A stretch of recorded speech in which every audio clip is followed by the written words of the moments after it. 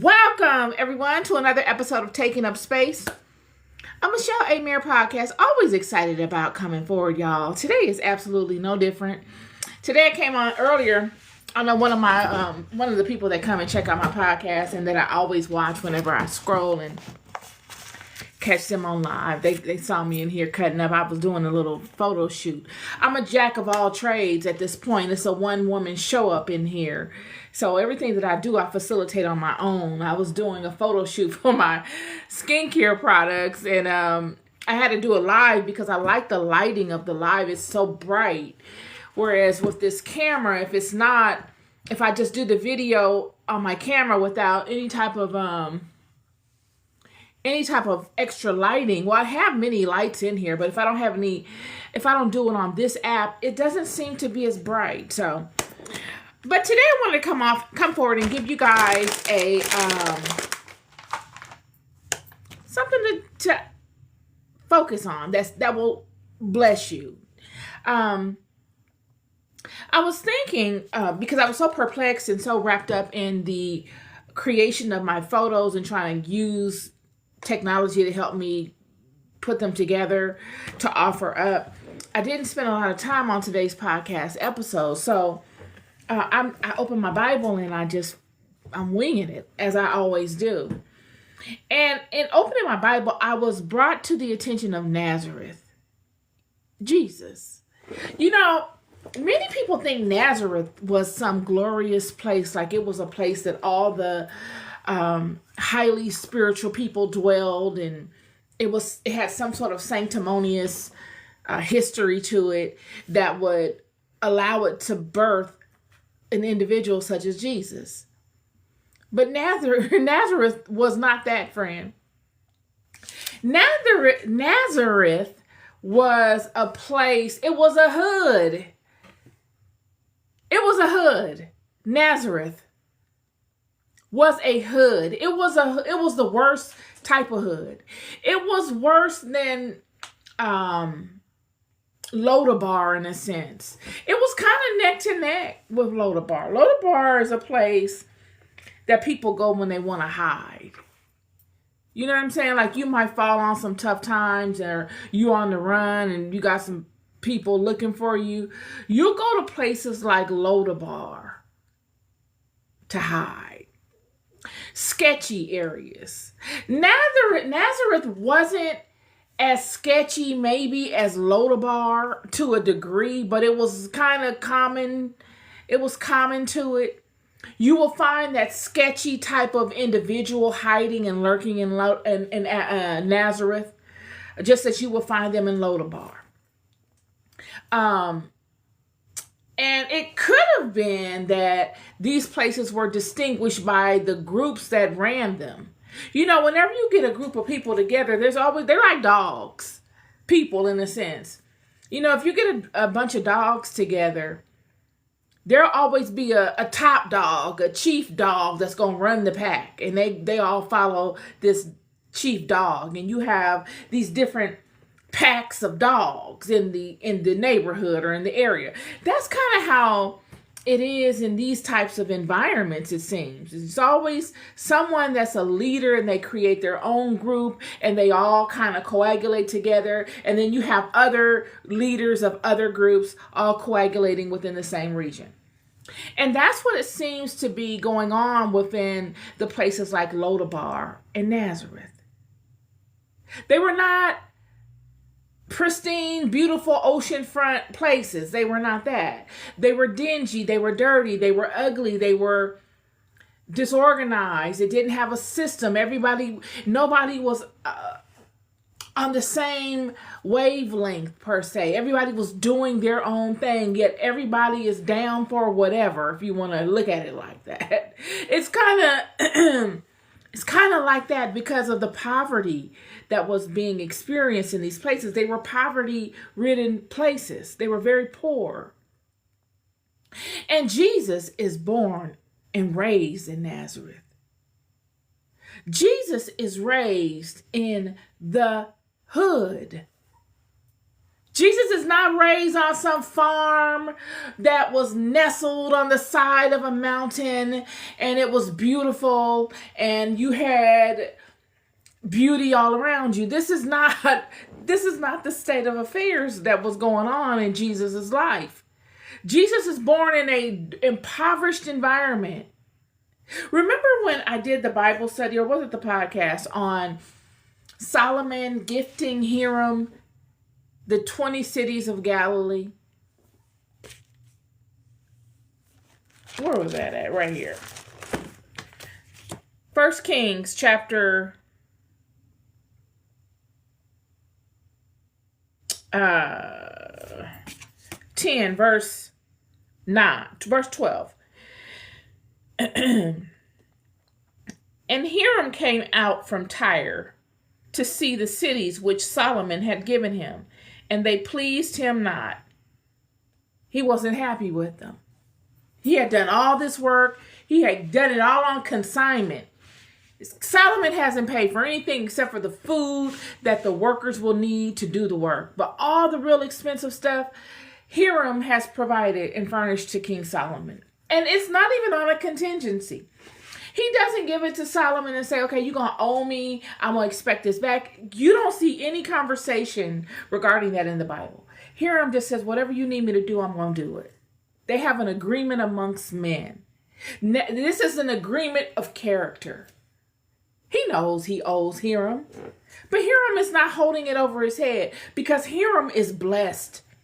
He's extremely blessed and provided for. So it's nothing for him to do this because the greater goal is the building of God's stuff. If you want to lean more in on that, I did a podcast episode on it titled that. You can find it in my library of content.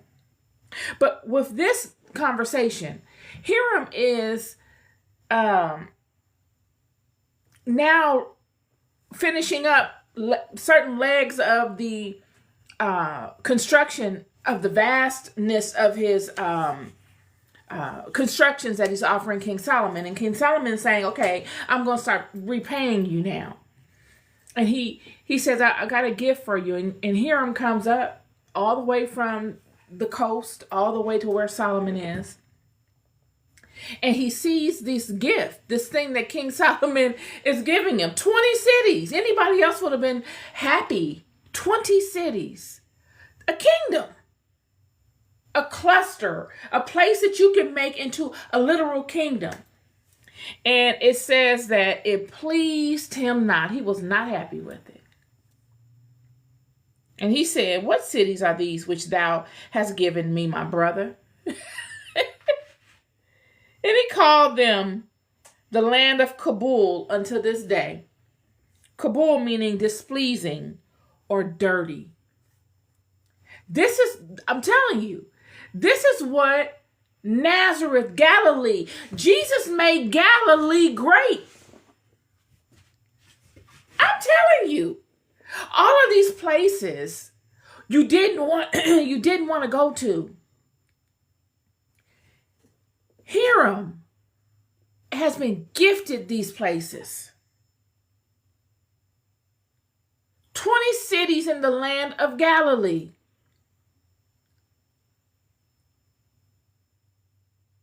And he does not want them. He says that they are dirty and displeasing to him. They're less than what he expected. They are less than what he feels he deserves. Yet the Messiah, the activated Son of God, is birthed in them. Jesus will come forth and put these places on the map. It would not be that these people in these places would coagulate together and support Jesus. When we see in scripture, Jesus speaking to all of the people that he grew up with not being supportive of him. He couldn't do anything amongst those that knew him. They couldn't see the bigger picture. They couldn't see him evolving from little baby Jesus or little youngster Jesus into big grown man, enlightened Son of God walking the earth Jesus. He had to leave them. He couldn't take them with him. Yet he puts them on the map. He represents for Nazareth like nobody's business. Nobody represented for Nazareth like Jesus. Jesus of Nazareth goes back to the Essenes. He's connecting to a higher spiritual center. The original Christian house, the original house that all of these things sprang from. The Essenes. The Gnostics. All of this that we look at, this phenomena, this way of being, was birthed from a greater thing. Christianity is not the original way of the Hebraic house. It's the last portion of it that came into creation because of Jesus. Before Christianity, there was Judaism. They don't align to Christianity. They're of the same house. They honor the same God. They abide by the same laws. In fact, their laws are stricter than the Christian laws. The Christian laws are not anywhere as near as the Judaic laws. The Judaic law is the Old Testament. Real cut and dry. I like the Old Testament. I don't mind the Old Testament. If I know the truth, if I know the law, I can formulate within myself how to maneuver within it. I'm more of an Old Testament girl. It's real black and white in the Old Testament. And there's nothing against the New Testament. I think the New Testament is just as good. But if you were to ask me, I would align wholeheartedly to the Old Testament before the New.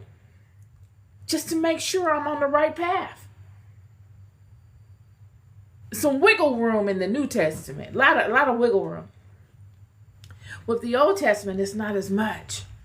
But you know you're trending well because you don't have as much wiggle room. The road isn't as broad. But I brought this conversation up to you today because I wanted to remind you that everything is not, there are diamonds in the rough. All around you. Literal diamonds in the rough.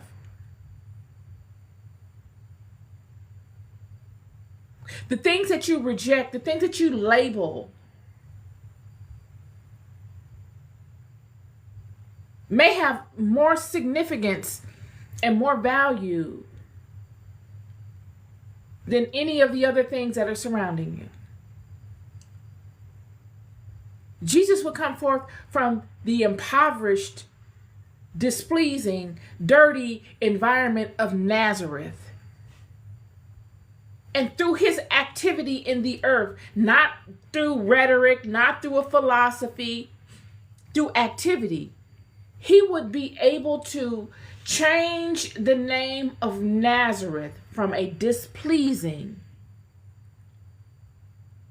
ugly thing to something looked upon and revered in a righteous state. What we find is in 1 John, verse 46, a man comes and he is,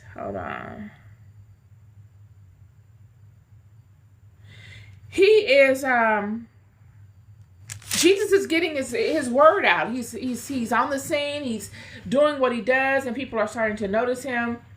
And someone hears of him, and they say, verse 45, Philip findeth Nathanael and said unto him, we have found him of whom Moses in the law and the prophets did write, Jesus of Nazareth, the son of Joseph. And Nathanael said unto him, can there any good thing come out of Nazareth? And Philip said unto him, Come and see.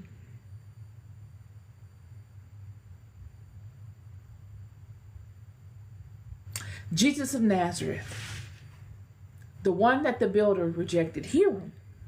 When you hear that, the stone that the builder, the chief cornerstone the stone that the builder rejected has become the chief cornerstone, you're looking at what Hiram did coming to fruition. Hiram rejected those 20 cities. He thought that they were a tasteless offering by King Solomon.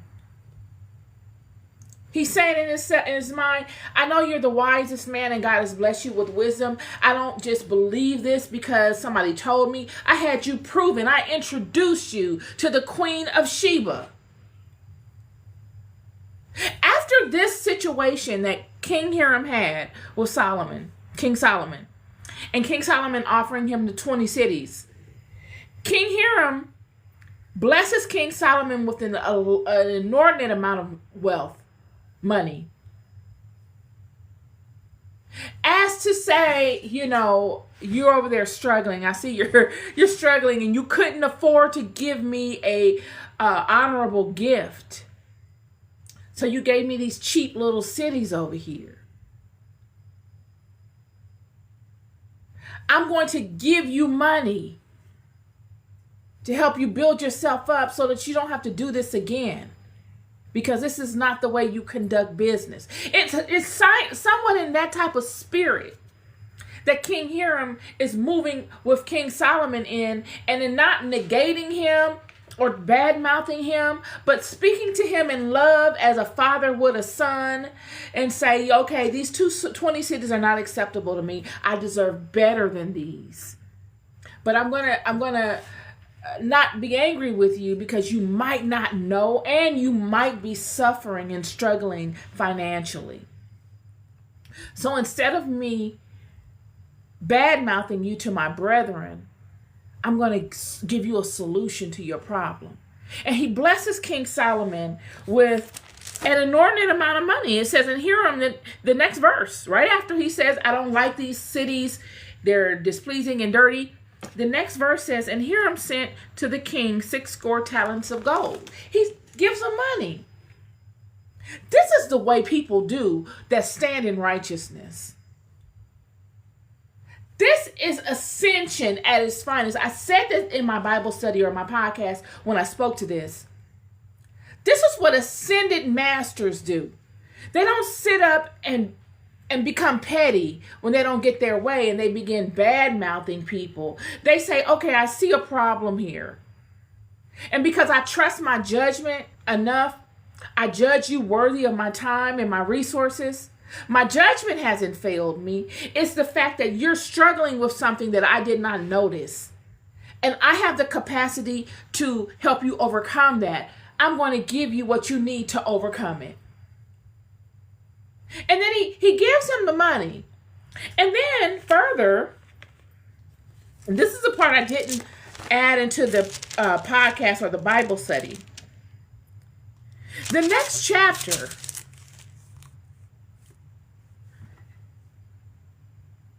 you find Hiram introducing Solomon to the Queen of Sheba. So he goes from getting 20 cities that he does not like, that he believes are displeasing and dirty and that are beneath what he is, what he would require and what any other person would take as an insult. He takes it as a learning curve, a way to teach King Solomon how to do better. And then he gives him money to solve his problem if he's dealing with a financial situation. All that he gives him all that he needs and all that he can do to assist him in not doing such things again. And then the next chapter, King Solomon is being introduced to the Queen of Sheba by way of Hiram. It's amazing. He introduces King Solomon to the most prestigious woman of the time. She comes on ships a whole navy. This is a big deal. They come in a confederation on fleets of ships. Queen of Sheba, the woman, the queen of Cush. Cush was powerful at this time. These are all Israelites in a sense. God loved Cush just like God loved Israel. The only reason we feel that God only loves Israel so much is because we are reading this book. And this book is dedicated to the love that God had for the Hebraic house. But that does not mean God didn't love anything else. God said openly in this book that he loved Cush just as much as he loved Israel. Openly. A couple of times. So the queen of Cush comes by way of Hiram, the man that was offered 20 cities for all the work he did in building God's houses, God's kingdom. Hiram is the single person that built all of the infrastructure for Israel. There's nobody else that did it. He laid the foundation. The cities, the blueprints, all of it were done by Hiram. All they needed to do was manage it. I know in my Bible study I spoke to the Egyptians, the Hebrews building the wall in Egypt. And I had, in my mind, I get on these tangents. I was on a roll. I was thinking of the wall of Jerusalem. That was not the same wall. So I had to take that out of the video. But Hiram built everything that had to do with the temples of God as it related to these children. Thank you, grace of God. Thank you very much. And he was compensated these 20 cities that he found so displeasing, and he didn't get angry. He didn't want to go to war. He didn't go and speak terrible things of King Solomon. He looked to solve the problem, to help him overcome the error. Support, friend. Support. And the Queen of Sheba comes, and what does she do? She proves him. She proves him. Why would she need to do that? Because she knew what happened between Hiram and Solomon. And she's saying, before I can bless you with what I'm ready to give you, because Hiram has come to me and told me that you are worthy of these things, but he's also told me that you're a youth, you're young, you don't know a lot, you need guidance, and your dad is gone. And because I loved your dad and have respect for your father, I'm willing to do these things for you, but I need to know that you are deserving of what I give you. Because if you are not deserving of what I give you, you bring me down to you. I'm affected as well. And so she comes and she proves King Solomon with questions. And he is able to show his wisdom, which means she must have been just as wise. Because how would she be able to prove him had she not known just as much as he?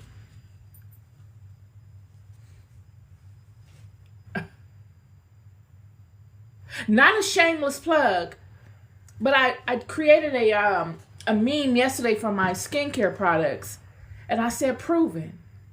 You get a lot of overnight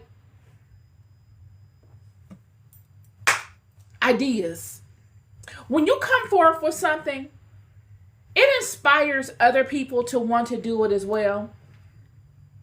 Yet they don't have the same passion and enthusiasm for it as you. But they're inspired by your love of that thing. In order for someone to be inspired and enthralled by you, they're inspired by the passion you exude in doing it or speaking of it. That's love. So they're inspired by your love. And they just want to stand in that. They don't want to do the work it took. They don't know how long it took for you to perfect that thing. My skincare products, I was doing a 2-minute video because I'm trying to look for some investors and build up some capital to be able to launch the way I want. And I had to do a 2-minute video on who I am, what made me create the product line, what is the history, what's the significance of it. And in doing it, I was reminded at how long I've been pondering these things. This skincare line, none of the stuff, these Bible studies, all of which that I offer and that all intermingle with one another, they serve one another. They are all a unit. I've been doing these things for 30 years at least. There is no way I could come before you and discuss the things that I discuss with you if I was not pondering these things in regular time, y'all. They have been a fascination of mine throughout the entirety of my life. It's a love. Anybody that gets on here and ponders spiritual perspectives, regardless to what vertical they are, they have a love for them. Just like you got people that are tech gurus, they like to build websites and this and that. You must have a love for that. Or else you get to a junction where you just get tired of doing it. It's no fun. Yet you got people out here that they get inspired by your love, the way that you offer up what you offer, the way you speak the things, the way you speak it, the way you do whatever it is that you do. And they just want that. I want to get dressed up and I want to walk around like him. I want to be the president of the United States because I want to ride in a big airplane and I want to live here and I want to do that. Oh, I want to be a CEO of this organization because I want to manage people. I want to be the top person that speaks at all the meetings, but they don't want to do the work it took to get there. I've come forth and done these things. I haven't even launched my skincare line. My skincare line hasn't even launched yet. But I've been building this skincare business for 30 years, friend. Skincare is the type of business that you can't do overnight. I can't come to the idea, oh, you know what, I'm going to create a skincare line next week. And I've never done it before. What will happen is you'll create something that really won't serve the people. Have you tested it? How long have you tested it? Are you sure it's at its optimal place? Have you been able to mix it with various other things to see that you're getting the optimal result? Or are you just getting somebody else's stuff and label on it? It's mine. Here you go. Me. All me. No. Queen of Sheba has come to Solomon to prove him. She's saying, I got resources, friend. Money is not a problem. When you have money, if you've ever gotten any kind of money, you'll find that money is not a big deal to people that have money.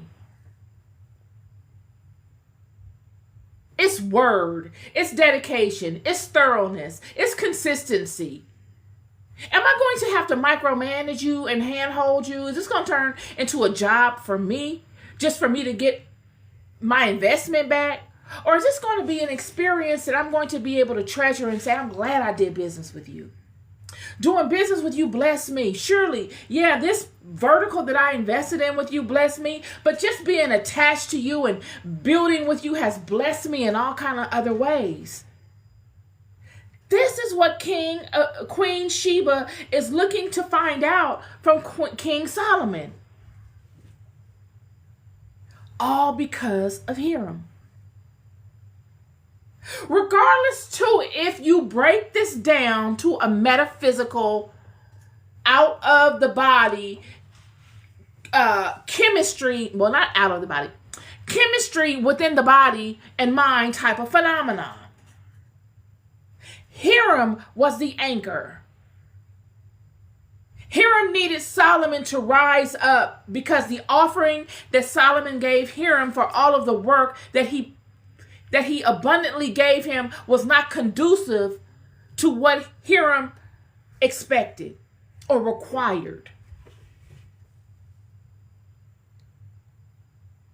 And instead of condemning Solomon, Hiram's nature, his kingly nature, the level of ascent that he has ascended to prohibits him from speaking negatively. Why? Because in the world of spirit, they don't speak to the weaknesses of things. They don't speak to weaknesses. They speak to strengths. So if I see a weakness, I don't speak to it. I just counter that weakness with a strength. And that is what Hiram has done.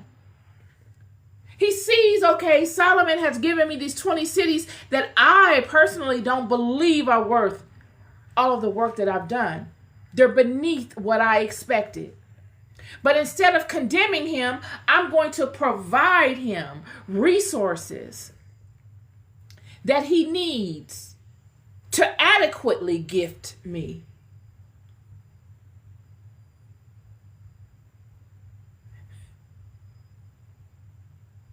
And if these resources are not enough to get the engine rolling for him, I'm going to connect him with people that will be able to really sustain him and set him up economically. Give him the economic energy that he needs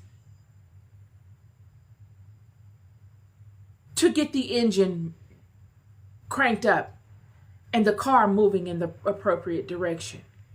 Yet Queen of Sheba comes and she says, I can't just bless you with this. I need to know that you are deserving of what I give you. Are you deserving? This is the question. Are you deserving of the gifts you need that will establish you? Have you been proven? Or are you just out here Waffle Housing it, like I said? I got the grits over here. I got the cheese egg. What is that? A raisin toast? I got the raisin toast and let me turn the bacon. I got the bacon. Okay, let me get I got the hash brown. She want hash brown. Okay, she want hash brown. You want, what does that say? A chicken breast? Okay, let me get the chicken breast. Is that what we're doing here? Or are you flourishing from one central grounded location that you've honed in on? You've made very strong. And that it bears fruit from itself in various seasons.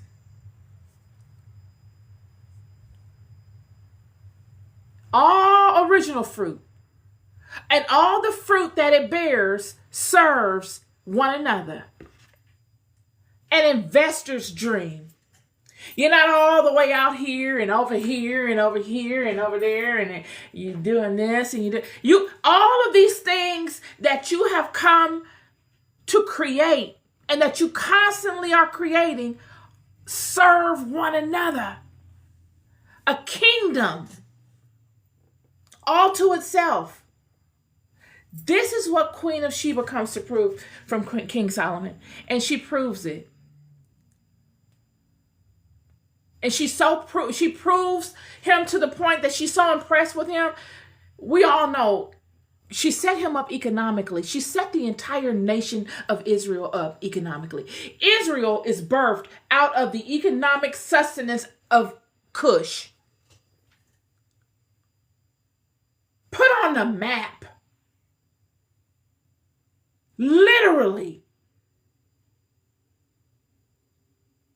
All of the world were jealous. Just giving. Just, here you go.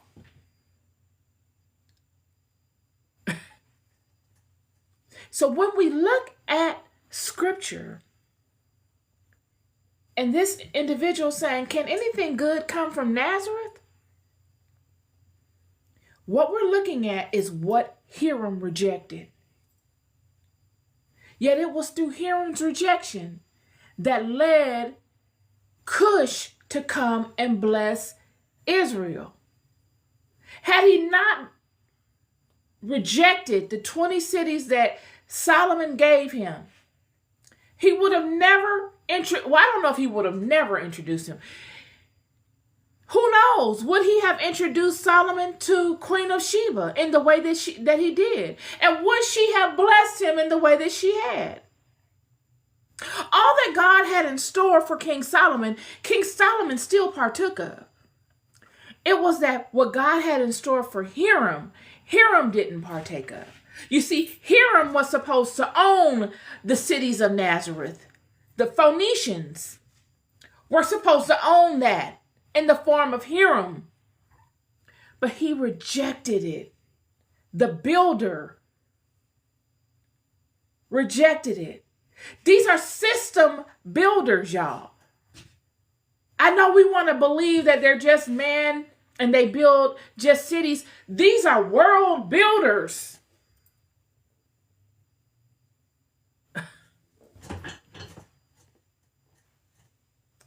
Friend. And if they're not world builders, they work hand in hand with the world builders. You got world builders, and then you have system builders that are within the world, and they all work hand in hand. It's kind of like father and son.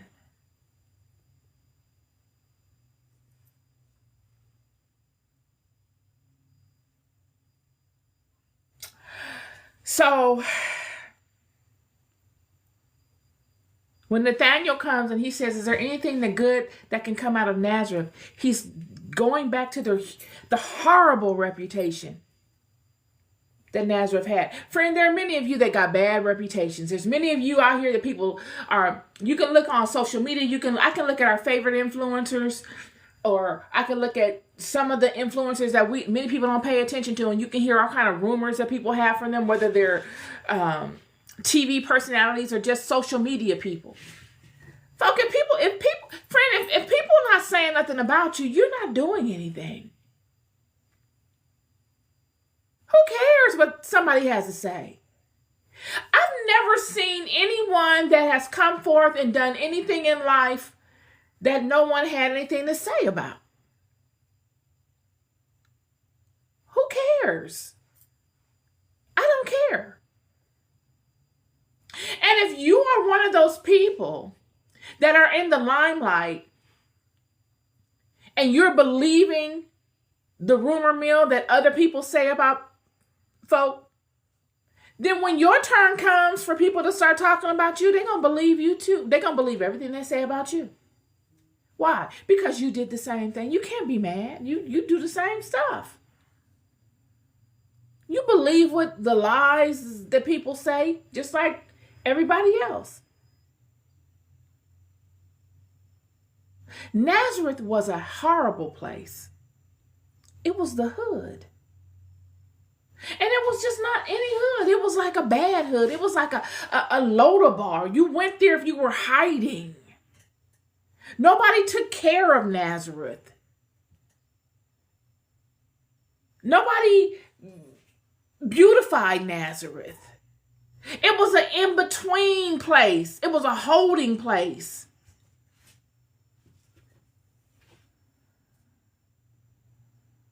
Yet the Messiah, the activated Son of God walking the earth, born and nourished in Nazareth, would come and put Nazareth on the map. So much so that it would be forgotten as to how impoverished Nazareth was initially. All of that would go away. It would be as if all of that would just be swept away in a tide. And all people would think of now is, oh, baby Jesus in a manger.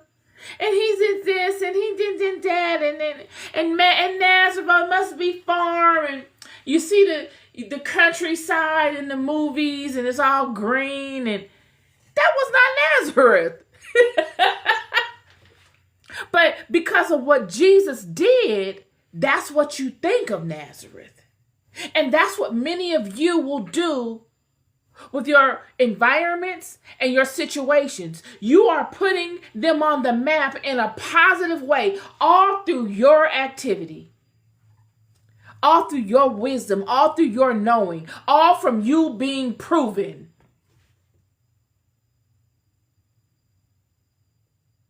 And you will not be accepted by those people. Jesus he was not accepted by his brethren that he grew up with. They didn't believe in him. They still saw him as little Jesus out here cutting up. They thinking he on a big get money scheme. Oh, you scheming, you out here trying to get money with this spiritual thing? Oh, is that what we on now? We on the spiritual thing? Okay. That's the move? Okay. Yeah, friend, that's the move. But that's really the move. Like, this is not no fake. This is a transformative type of thing. Are you really ready to transform and roll with me? Because this is not a fake. This is for real. Yet none of them would be able to do it. They wouldn't. But they didn't stop anything. He kept going regardless. This is my word for y'all today. This is my word for y'all today. It's not about what it looks like. People are going to talk, friend. If people ain't talking, you're not doing anything. Let those people talk. Keep moving. Keep moving. And keep proving. And keep flourishing out your gifts. From what is proven, what is known, from that thing that you know inside of you. Whatever it is, whether it's TV dramas you're speaking to from past experiences that have served you, whether it's books you're writing, whether it's music you got going on that are uplifting people, whether it's gaming, you're creating games and using AI to create it that will benefit people by way of all of your experiences. All of them are coming forth from the pine cone within you. They just springing forth. Different expressions from one unit, from one source, that all lock in and tie together, somewhat like 20 cities, each independent to one another, yet all bound to one another. And they all serve the same purpose. A kingdom is what you will birth from doing so. Proven. You'll love more than you'll ever know. I'll never stop telling you. Be good to yourselves and be good to one another, y'all. Peace and love.